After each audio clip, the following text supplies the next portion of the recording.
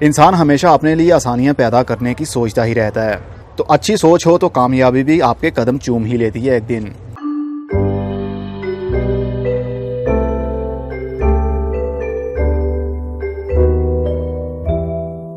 अस्सलाम वालेकुम मेरे दोस्तों, सजनों और बेलियो, मैं हूं इज़हार अहमद और वेलकम करता हूं आपको किचन गार्डनिंग चैनल पर। और उम्मीद भी रखता हूं कि आप सब लोग खैरियत से होंगे, फिटफाट होंगे, अच्छे से कामों में खूब अच्छे से बिजी होंगे। जैसा कि मैंने कहा था कि मेरे गार्डन में अब कुछ चेंजेस आने वाली हैं, और पहला चेंज तो ये है कि मैंने 2 स्टेप वाला लकड़ी का एक स्टैंड बनवाया है, जिसको सीढ़ी भी कह सकते हैं हम। ये 3 फुट ऊँचा और 8 फुट लंबा है। इसके ऊपर हम गमलों को रखेंगे, और एक इससे छोटा है जो कि ये रहा, ये 1.5 फुट का है और ये भी 8 फुट लंबा है। अब एक ये बड़े वाला और इसके आगे हम छोटे वाला रखेंगे। यहाँ पर पहले वो लकड़ी के जो ये फट्टा बड़ा होता था, इसको हमने उठा दिया और अब स्टैंड वाला रखने वाले हैं, क्योंकि सफाई करने में भी आसानी होगी और ये पड़ा हुआ खूबसूरत भी लगेगा। और एक सीक्वेंस में हम पौधों को, मतलब गमलों को इनके ऊपर रख सकते हैं लकड़ी के ऊपर। लोहे का बनवाते हैं तो मैं भी, हाँ, वो भी सस्ता पड़ सकता है या महंगा पड़ सकता है, लेकिन लोहा मुझे अच्छा नहीं लगता। मुझे लकड़ी का काम ज़्यादा देखने में भी और करने में भी अच्छा लगता है, क्योंकि लकड़ी की खुशबू मुझे बहुत पसंद है।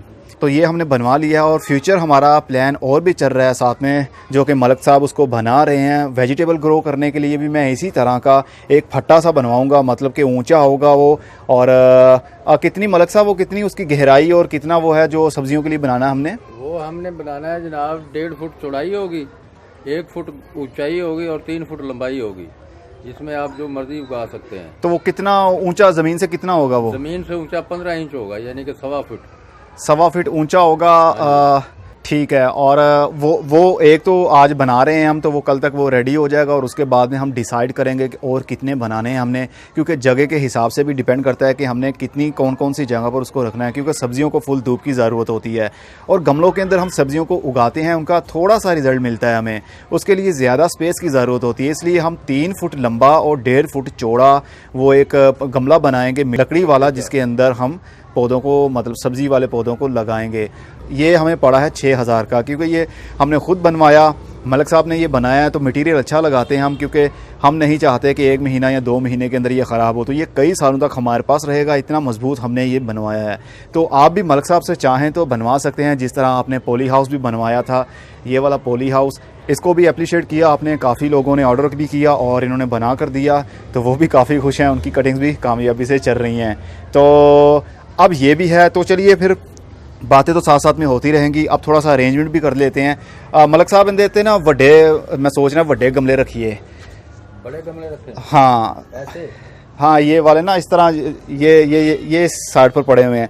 अच्छा, इस साइड पर हमारे धूप आती है काफ़ी, फुल डे के लिए धूप रहती है फ़िलहाल, क्योंकि जैसे गर्मी आएगी तो अंगूर की बेल और ये झुमका बेल जो है ये ऊपर चढ़ जाएगी, ये डिब्बे कवर कर लेंगे और नीचे शेडी एरिया बन जाएगा। लेकिन फ़िलहाल के लिए प्रॉब्लम हमें फेस करना पड़ेगी, इसलिए हम ऐसे पौधों को यहाँ पर रखेंगे जिनको धूप से कोई ख़ास प्रॉब्लम ना हो, जिसमें फोनेक्स पाम है और टेबल पाम भी है, और केले का भी हम इसी तरह रख लेंगे। लेकिन केले वाले को हम रखेंगे नीचे वाली साइड पर, जो नीचे वाला स्टेप होगा उसके ऊपर रखेंगे। मलक साहब इन्ना तो कोई नहीं रखना, ए भी ए फाड़ लो वो, और प्लास्टिक का है जो गमला, जरा ध्यान नाल। अच्छा, होर नाल कर लेने, की ख्याल है? थोड़ा साथ में रहे, ताकि ज़रा हमारी स्पेस भी कम इस्तेमाल में आए और चीज़ें हमारी ज़्यादा उस पर रख ली जाएं। अच्छा, इसमें सफाई करने में हमें बहुत आसानी होगी। आराम से ब्रश पकड़ा और नीचे से सफाई सुथराई कर ली।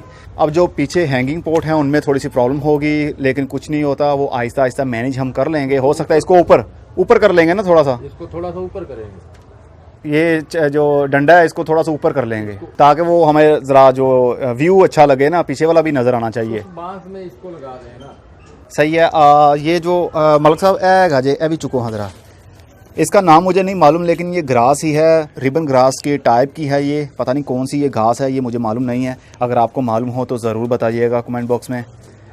और ये जो फट्टे हमारे बच गए हैं, फ्यूचर में देखेंगे इन फट्टों का हमने क्या करना है। इनकी भी क्यारियाँ बना लेंगे। मान लीजिए हम क्यारी ही बनाने वाले हैं सब्ज़ी उगाने के लिए, बड़ी बड़ी सी। तो चलिए हम पहले थोड़ा सा सेटिंग कर लेते हैं, उसके बाद में आप लोगों के साथ शेयर करते हैं। लीजिए जनाब, ये हमारा ऊपर वाला तो कंप्लीट हो गया। अब आगे जो जगह स्पेस बची है हमारी, यहाँ पर यहाँ पर छोटे छोटे से और भी हम गमलों को रख सकते हैं और नीचे वाले शेल्फ के ऊपर मतलब स्टूल के ऊपर भी हम गमलों को रखने वाले हैं। हमारा मकसद ये था कि हम अपनी छोटी सी जगह को ज़्यादा से ज़्यादा यूटिलाइज़ कर सकें। तो ये वाला जो एरिया है अंदर वाला, ये बिल्कुल ही बेकार में जा रहा था। तो अब हमने सोचा है जो ये आपको लकड़ी दिख रही है यहीं पर हम एक और शेल्फ डालेंगे जो कि पूरी 8 फुट लंबी होगी। जो कि हमारे पास ये लकड़ी के बड़े बड़े से फट्टे हैं, इसको हम काट कर साइज़ करके यहाँ पर लगा देंगे ताकि हमारे इस बड़ी शेल्फ के नीचे भी एक शेल्फ बने, उसके ऊपर भी पौधों को हम रख सकें जो कि सैकुलेंट प्लांट होते हैं जिनको ज़्यादा धूप पसंद नहीं होती। तो पहले तो मेरा प्लान था कि 3 स्टेप वाला बनाएंगे, लेकिन हमारी जगह के हिसाब से 2 स्टेप वाला भी काफ़ी अच्छे से रह सकता है। तो इसका साइज़ मलिक साहब, इसका साइज़ क्या है, ये कितना लंबा? और ये लंबाई 8 फुट है। हाँ, और इसकी चौड़ाई 1 फुट है। ऊंचाई इसकी 1.5 फुट है। अच्छा, ये छोटे वाले की? छोटे वाले की ठीक है। और बड़े वाले का भी सेम है? बड़े वाले का जो है वो 3 फुट ऊंचाई है और लंबाई 8 फुट है, चौड़ाई फुट है। अच्छा, उसका जो ऊंचाई है उसका फ़र्क है ना, लेंथ का फ़र्क है, वो 3 फुट है और ये 1.5 फुट है। वो स्टेप इसलिए बनाया है ताकि हमें नीचे वाली साइड पर जो पौधे पड़े हैं वो भी आसानी से दिख सकें और ऊपर वाले भी। तो इसलिए स्टेप काफ़ी फासले पर 1.5 फुट का फासला डाला गया है।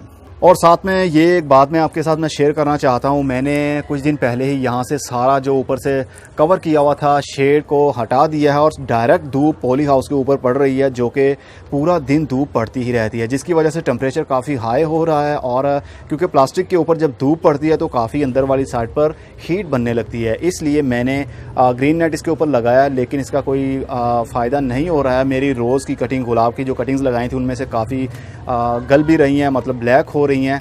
तो इसके ऊपर एक ग्रीन नेट हमें छोटा सा डालना पड़ेगा ताकि पॉली हाउस एरिया के ऊपर धूप डायरेक्ट ना आ सके। मलिक साहब भी सही है। ओहो ना ना ना, ए रहन दो, ए रहन दो, ए फड़ो, ए फड़ो, ए फड़ो, ए टेबल पाम। मलिक साहब को भी मैं ट्रेन कर दूंगा पौधों के बारे में, क्या क्या नाम है इनके।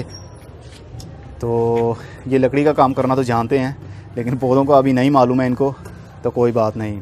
असल में मैं ऐसे बंदों को अपने साथ में रखता हूँ जो एक्सपीरियंस भी जिनको हो और जो मेरे साथ मतलब कि अंडरस्टैंडिंग हो सके।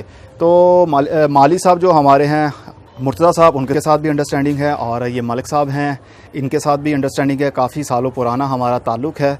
तो जो भी लकड़ी का काम करवाना होता है तो इन्हीं से मैं करवाता हूँ, क्योंकि ये तसल्ली से काम करते हैं और जल्दबाजी नहीं करते हैं। थोड़े से पैसे तो लग जाते हैं, लेकिन लॉन्ग लाइफ के लिए वो चीज़ हमारे पास रहती है, कभी ख़राब नहीं होती। तो थोड़ी सी और सेटिंग करते हैं, देन आपके साथ शेयर करते हैं।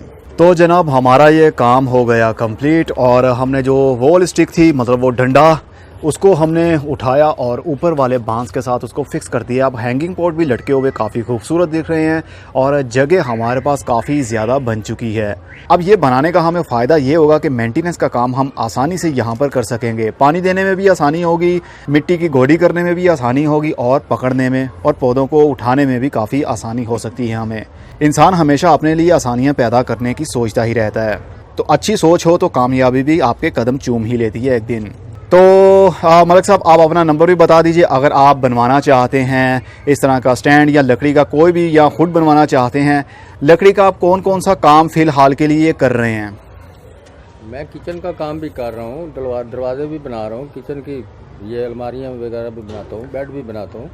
इनका काम आजकल ज़्यादा मैं तवज्जो दे रहा हूँ ये नर्सरी के ऊपर ही। जी जी, ये आजकल हमारे साथ ज़्यादातर होते हैं और इनका असल काम था फर्नीचर का, बेड, सोफ़ा, घर की अलमारियाँ, किचन कैबिनेट, ये सब कुछ करते थे। लेकिन आजकल मैंने इनको अपनी साइड पर थोड़ा सा खींचा हुआ है ताकि ये हमारे साथ हेल्प भी कर सकें हमारी। और फ्यूचर में हम चाहते हैं कि पूरे लाहौर में जो भी आप लकड़ी का काम करवाना चाहते हैं गार्डनिंग को लेकर, तो इनसे कांटेक्ट किया जा सकता है। क्योंकि फ़र्नीचर का काम करने वाले पाकिस्तान में और लाहौर में बहुत सारे लोग हैं, लेकिन गार्डनिंग के ऊपर कोई भी ऐसा कारपेंटर अभी मौजूद नहीं है। तो मेरी कोशिश होगी कि मैं ज़्यादा से ज़्यादा प्रमोट करूं किचन गार्डनिंग को और गार्डनिंग को लेकर उनके साथ कौन कौन सी चीज़ें जुड़ी हुई हैं उनको। तो अभी बहुत गंद पड़ा हुआ है यहाँ पर और ये आहिस्ता आहिस्ता हम सब कुछ कर लेंगे। फ़िलहाल हमने अपना जो ग्रीन नेट उतारा था, यहाँ से ग्रीन नेट को यहाँ पर लगाएंगे ताकि इस एरिया में थोड़ी सी शेड बन सके और हमारे पॉली हाउस के ऊपर भी शेड बन सके, धूप डायरेक्ट ना हो, नहीं तो हमारा जो अंदर सीड्स लगाए हैं या कटिंग्स लगाए। अब हम चलते हैं, खुदा हाफिज़, good bye, see you and tata, और अपना बहुत सा ख्याल रखिएगा। तो हमने साथ में ही ग्रीन नेट भी ऊपर लगा दिया है, लेकिन हाफ ग्रीन नेट हमने लगाया है ताकि हमारे ओनली पॉली हाउस के ऊपर डायरेक्ट पूरे दिन के लिए धूप ना आ पाए। अभी तो 2 बज रहे हैं लेकिन सेंटर तक आ रही है इसकी धूप, उसकी कोई प्रॉब्लम नहीं है, हमें ज़्यादा इशू नहीं बनेगा। क्योंकि सबसे ज़्यादा इशू बनता है ऊपर वाली साइड पर, क्योंकि वहाँ पर ही हमने कटिंग्स लगाई हुई हैं गुलाब की जो कि आहिस्ता आहिस्ता काली पड़ रही थी। अब टेम्परेचर आप देख सकते हैं, जो ओपन टेम्परेचर है बाहर का वो 23 सेंटीग्रेड है और जो अंदर का है वो अभी 29 है। वो भी आहिस्ता आहिस्ता डिक्रीज़ होगा और बाहर वाले टेम्परेचर के साथ ही मैच कर लेगा। और ह्यूमिडिटी 31% है जो कि दिन के टाइम के लिए काफ़ी अच्छी मानी जाएगी। तो हमारा दोनों काम हो गए हैं, मतलब इस एरिया से भी ब्राइट लाइट आएगी और इस एरिया से भी डायरेक्ट धूप भी आएगी, ब्राइट लाइट भी आएगी। यहाँ पर जो पौधे हैं उनको धूप भी मिल पाएगी और जो हमने यहाँ पर पौधे रखे हैं उनके ऊपर छन कर धूप आएगी। कुछ घंटों के लिए धूप भी आएगी और कुछ घंटों के लिए शेडी एरिया भी रहेगा। तो अब हम थोड़ा सा रेस्ट कर लेते हैं क्योंकि काफ़ी सफाई सुथराई अभी करनी है। मलिक साहब तुम थल्ले आइयो तो उन अगला कोई कम सेट करिए।